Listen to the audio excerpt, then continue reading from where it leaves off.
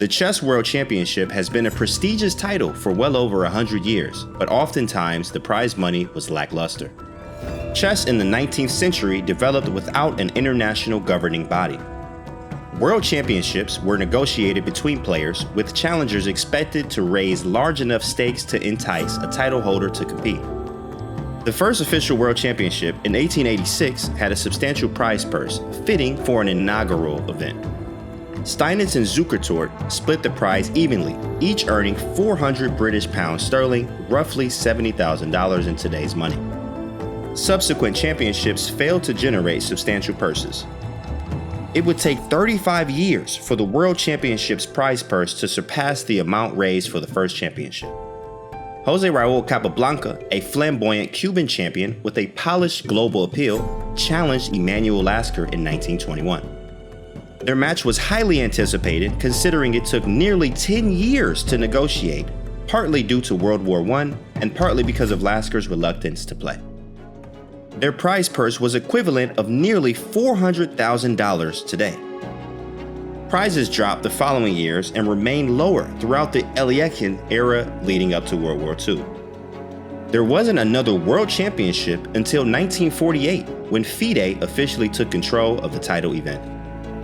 Prize funds continued to dwindle through 1969 when Boris Spassky beat Tigran Petrosyan.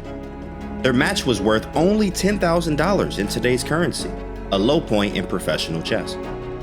However, Spassky wouldn't have to wait long to get paid. Something magical happened in chess. A new challenger from the United States pierced the Iron Curtain and threatened to end Soviet dominance of the sport.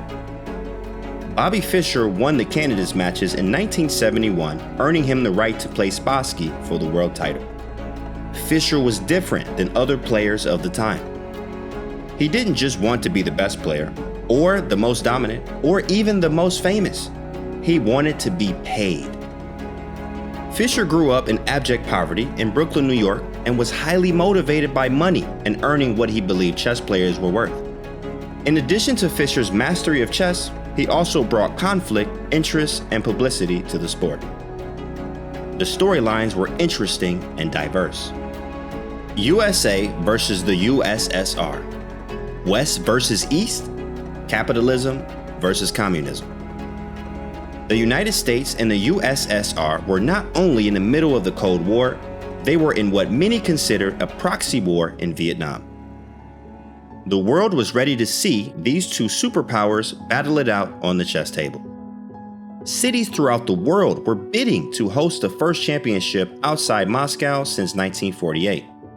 After months of negotiations and numerous threats of backing out of the match by Fischer, Reykjavik, Iceland's offer of $125,000 to host the match was accepted. Fischer's demands continued to impact almost every variable of the event, including the location, the chessboard and pieces, and of course, the prize purse. Fischer even had the audacity to demand a share of the ticket sales and broadcast royalties for the players.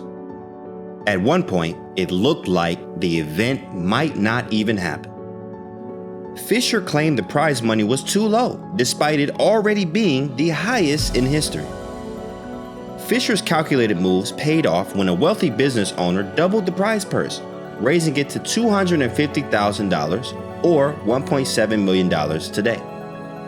Fischer and Spassky shared a prize purse bigger than all the previous World Championship prizes combined.